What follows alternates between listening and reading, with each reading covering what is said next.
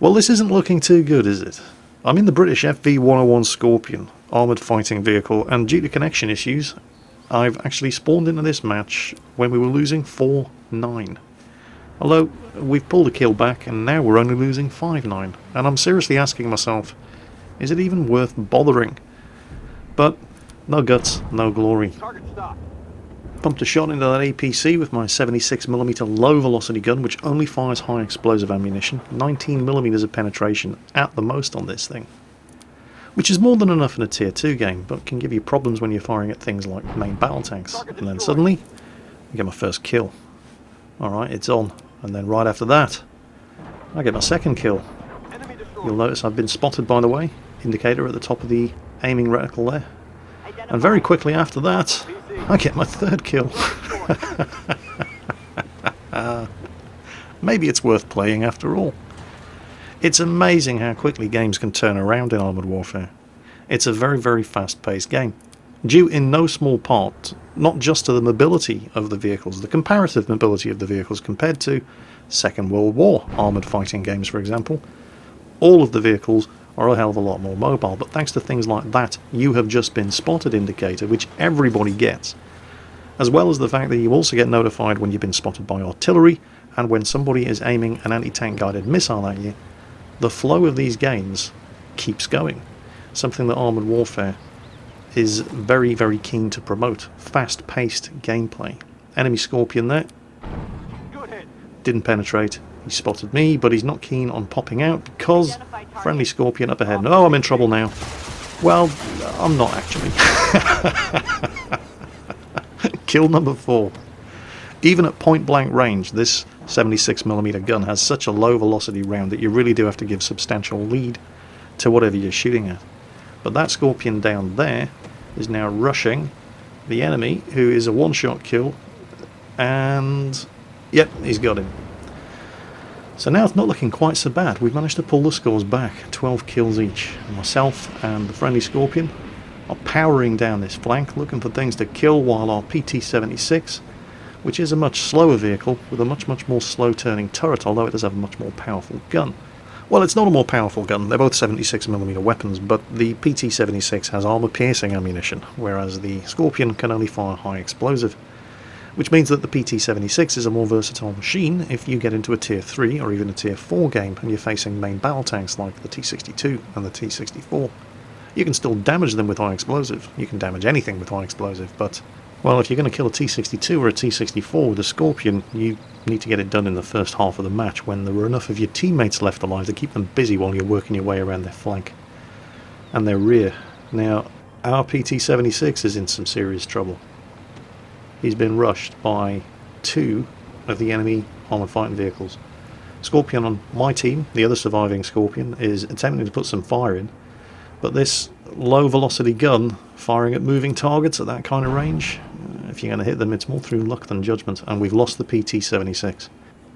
So, it's 2 against 3, and we know that 2 of them are badly damaged, but we haven't seen that enemy PT-76 yet. He could be on full health for all we know. But myself and the other Scorpion on my team are in reasonably good condition. So this is far from over. Now, armoured fighting vehicles have very, very good view range, but they also have very, very good stealth characteristics, and there's just no way we're going to spot those guys from this far away. But one of the other characteristics of armoured fighting vehicles, like the Scorpion, is the top speed and the off-road manoeuvrability. So we can easily make it back there in time to reset the cap, and they have started capping. The good news is we know more or less exactly where they are. The bad news is they know more or less exactly from which direction we have to approach. So I'm trying to head up there and meet with the other Scorpion so we can maximise our firepower, but he's run into one of them. But that guy's a one-shot kill, and the Scorpion has almost all of his health, and there's another one. So I'm not anticipating him actually losing to this guy. Oh, famous last words. Look at this. How can you...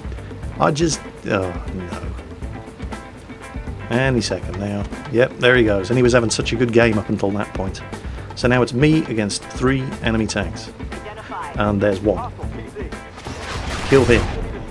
Keep moving. There's the second one. The PT-76 has to be in the cap circle. He's capping, and that Scorpion is not in the cap circle. Going to chase him down, and I'm expecting to come under fire from the PT-76 as soon as I round this corner. Come on. There he is, spotted. I'm not stopping. My speed and maneuverability are what's going to keep me alive here. I need to nail this Scorpion. Got him. Now it's one-on-one. And the PT-76 may have a more flexible gun, but I don't have any armour in the first place. And what I do have is the speed and maneuverability, and his turret turns very, very slowly. So I can pretty much do this all day if I have to. Come on. One more. And now, well, I can afford to take a hit, so I'll take the hit, take my time, and make sure that that one finishes him off. 7 kills. Not bad for a game that we were losing 5-11 at one point. Welcome to Armoured Warfare, third focus test. Standard disclaimers, of course, apply. This is alpha gameplay. You're going to see bugs. You're going to see things that aren't going to be working the way that they're going to be working when this thing finally makes it into full release. You're going to see things that may appear overpowered because they haven't been fully tuned yet. You're going to see things that aren't actually working quite as intended. But you're also going to see significant differences between the second focus test and the third focus test. For a start, you'll notice that that vehicle I'm shooting at has been designated. There's a bracket surrounding his vehicle. That means that one of the armoured fighting vehicles has lit him up, held down the V key in order to designate him as a target, which means he's now taking increased damage from all sources as long as he remains lit up. Now, that's the developers taking note of some of the criticisms that were levelled throughout the course of the second focus test. Armoured fighting vehicles have always had the ability to designate a target and have it take increased damage from all sources, but because it was happening automatically in the second focus test, nobody really knew whether or not it was happening at all. Here in the third focus test, it's now an active ability of armoured fighting vehicles. You point your crosshairs at an enemy vehicle, and if you're close enough to use your laser target designator, you activate it by holding down the V key, the target gets lased, the crosshairs appear around him, and everybody else on your team gets the notification that a vehicle's been designated, and it's party time if you can land shots on him. The flip side of that is the guy who is the victim of the target designation also gets a warning that his vehicle has just been designated, so he needs to get his ass out of there, break line of sight, and remove the designation. If he continues to sit there while he's being lit up across the entire map and is taking increased damage from all sources, well, on his head be it. And this is just another one of the things that Obsidian Entertainment are throwing in there to try to keep the gameplay dynamic, as well as the fact that everybody gets the Sixth Sense notification when their vehicle has been spotted. Everybody gets an additional indication when artillery are aiming at them.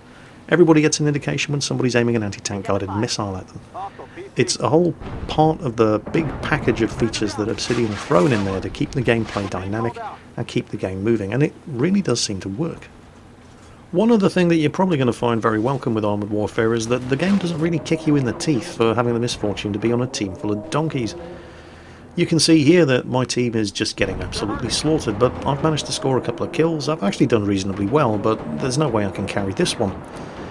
Well, the winning team only gets a 25% bonus for being on the winning team. So, providing you have done well, even if you're on the losing team, you can still come ahead at the end of the match and actually earn more experience, more credits than most of the people on the winning team whose only real contribution to the game was the fact that they were on the winning team. Something that's very welcome.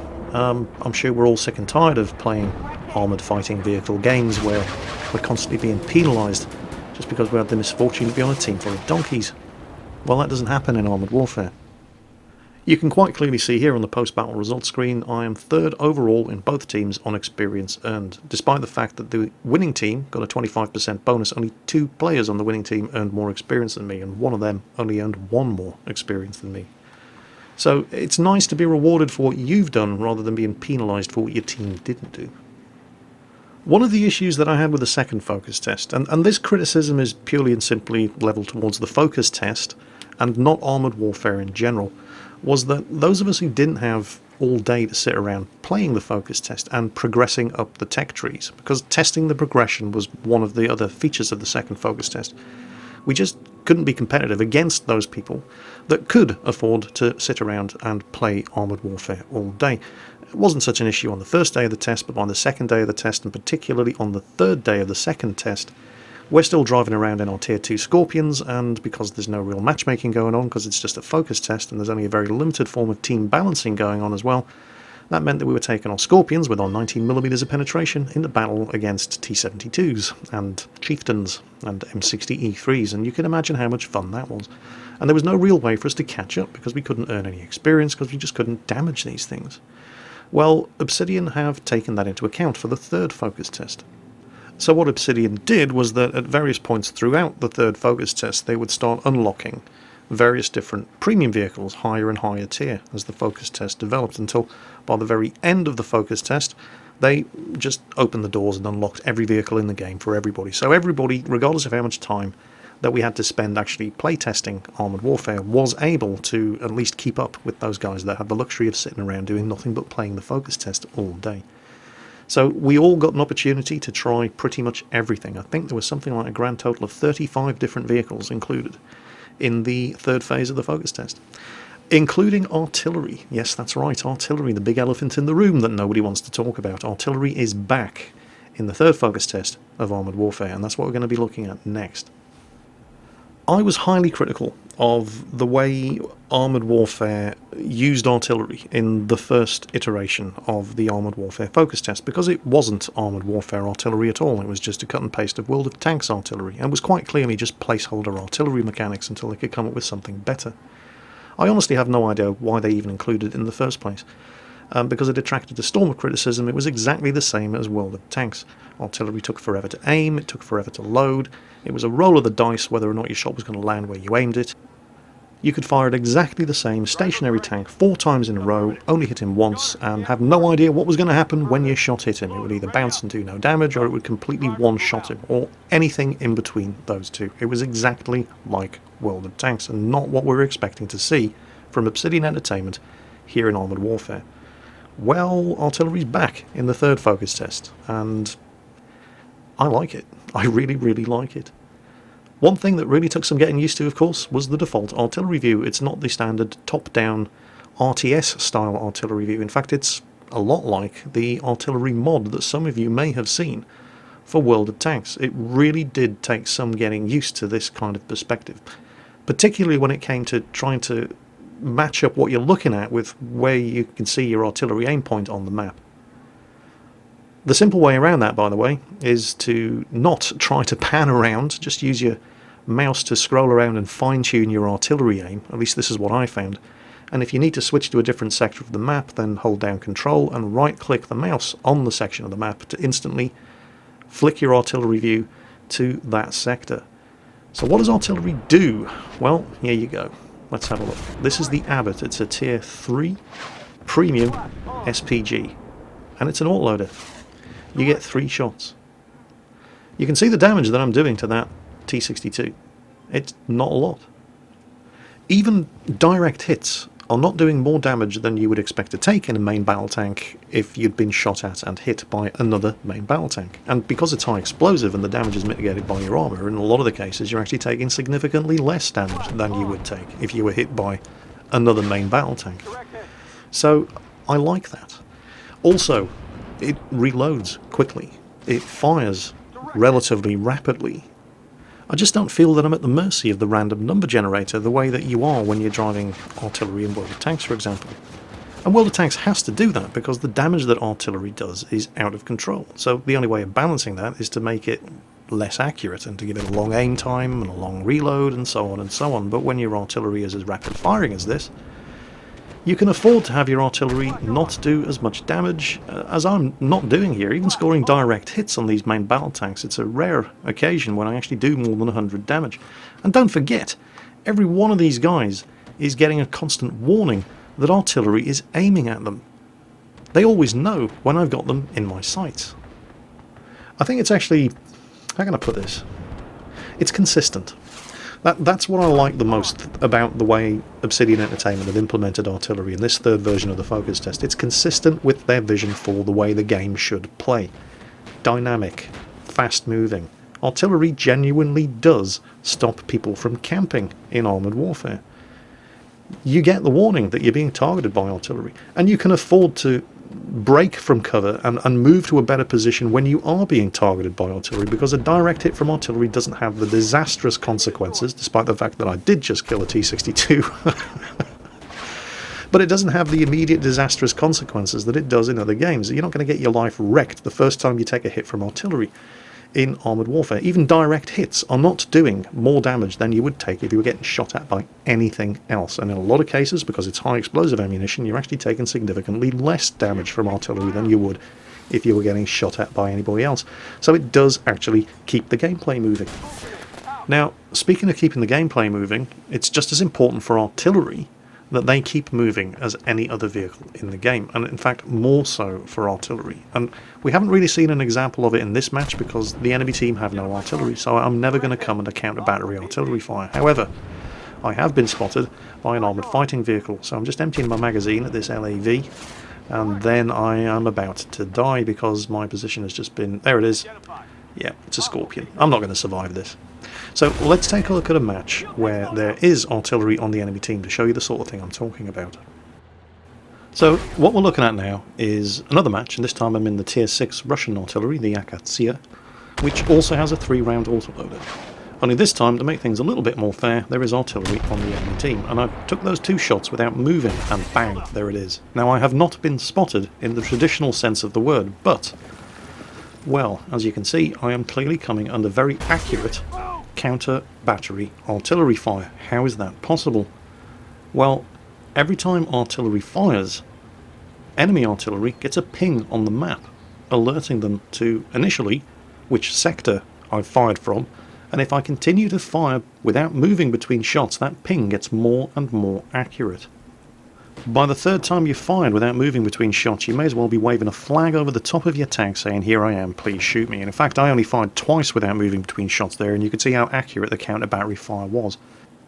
So how did enemy artillery know where to shoot me? Look at the map. Have a look in the northwestern sector of the map, and there, that red ping. That tells me which sector he's firing from, and there he is. He's visible for 10 seconds after he fires each shot. Unfortunately, I didn't have a line of fire because I'm on the wrong side of this hill, so I relocate and try to line up for a better shot at the same position. Now, I'm pretty confident that he's still sitting in the same place because he fired 3 times without moving and nothing bad happened to him because I didn't have a line of fire on him. So I'm waiting and I'm waiting and I'm suffering a little bit of a frame rate drop here. It is an alpha test. Nothing happens, so I switch fire to... oh, hold on, there he is. The map's pinging again, and there he is. So my first shot goes out, but I don't really wait for that one to aim, and it misses by a mile. And then my second shot and my third shot. Is he still there? He fires again, and yes, the second and third shot definitely hit him, and definitely did some damage. Because he took 2 hits, didn't move, and then fired again, so he appeared again, and I was able to confirm that my second and third shots were on target. Now, I of course have just fired 3 shots without moving, so I need to haul ass. Or the same thing is likely to happen to me. But the thing is, I'm reloading anyway, so I may as well move between shots. I mean, what else am I supposed to do with my left hand while I'm playing? Don't answer that. Oh, it's a Mark 5 Chieftain. Beautiful tank, and I feel so bad for shooting him up like this, but I've now fired 3 shots. So, yep, time to move. And in fact, just to drive the point home, I'm going to switch to artillery view, and I've slowed it down to 25% speed. And there, that's me. And that right behind me, where I was, that's enemy artillery, and the ping on the map as he fires, and there he is. And now he's relocating after firing. It genuinely is a lot of fun. I mean, there's just so much more to think about when you're playing artillery in Armoured Warfare, as well as helping your team deal with all the enemy tanks. You've got this entire artillery minigame going on. This game of cat and mouse between you and the artillery players on the enemy team. So that's artillery in the Armoured Warfare 3rd focus test, or at least the version of it that's in the Armoured Warfare 3rd focus test. It is almost certainly going to change. In future versions of Armoured Warfare, there's that little bugger again, I'm determined to get him. But I like the direction that they're going with it. I think it really, really works, and it's fun to play, and it's not frustrating to play against, which is probably the most important thing. I mean, I took 2 hits from artillery in this match, and I'm in artillery, and yeah, I lost some health, but it didn't really cause me any problems. It certainly didn't ruin the game for me before I'd even started. And I've been having fun, because the choices that I make and the shots that I try to take actually make a difference. It's not all down to the roll of a dice, whether or not all the decisions that I've made leading up to the point where I pull the trigger are going to be negated by whatever the dice say my shot is going to do. The shots that you take count. Every shot that you take counts. And if you're on the receiving end of it, every hit that you take from artillery isn't going to ruin the game for you. And that's exactly as it should be. And that's not all, by the way. I mean, this is artillery as we see it in... Oh, yes, got the little bugger. But this is artillery as we see it in the current version of Armoured Warfare. It's artillery that, well, the random factor's just been taken completely out of the equation. Now, the decisions that you make and the choices that you take during the course of the battle when you're playing artillery are far more important than any random roll of the dice. But it's not everything that they'd wanted to include in the third focus test. There were other things that didn't quite make it in, things like specialist artillery support ammunition. For example, and these are just some of the ideas that they had, you could have illumination rounds which would reveal hidden enemy tanks, or you could have smoke rounds which would lay down a smoke screen and therefore conceal friendly tanks, or some kind of flare which would blind enemy tanks. I mean, the possibilities are endless, and these are just some of the ideas that Obsidian have floated. They also have a hard cap on the number of artillery that can be present in a match on each team. At the moment, in the third version of the focus test, it's restricted to no more than 3 per team, but they're looking at reducing that to 2. Additional testing will see whether or not that's required. The thing that I'm most impressed about, however, is the fact that they have pretty much done exactly what they said they wanted to do with artillery. Every game of this type that includes playable artillery as one of the vehicle classes, they always say the same thing. They want the artillery to promote the flow of the gameplay, rather than to restrict the flow of the gameplay, and that's what they all aim for. And so far, Armoured Warfare is the only game of this type that I have played that actually manages to achieve that. It's both fun and interesting to play artillery in Armoured Warfare, and it's not frustrating to play against it. And I've also seen things while playing artillery in Armoured Warfare that you never see in other games. I'll give you an example. Watch this. I'm back on the desert map, and once again I'm in the Abbot. Looking around for targets, I'm relocating between shots. It's a different match to the first one. And I spot an enemy M60 Starship and an AMX-10P. I fire, and I kill the AMX-10P. And he doesn't spend the rest of the match in chat telling me how much he wishes I died of cancer. He instead congratulates me on a shot well taken. And, well, given my experience in other games of this type, being congratulated by the victim of an artillery shot for a shot well taken was the last thing I expected to see in battle chat. But that's what happens in Armoured Warfare. People don't hate artillery in Armoured Warfare, because it's no more underpowered or overpowered than any other vehicle class in the game. And that's exactly what they said they wanted to do, and it's exactly what they've achieved.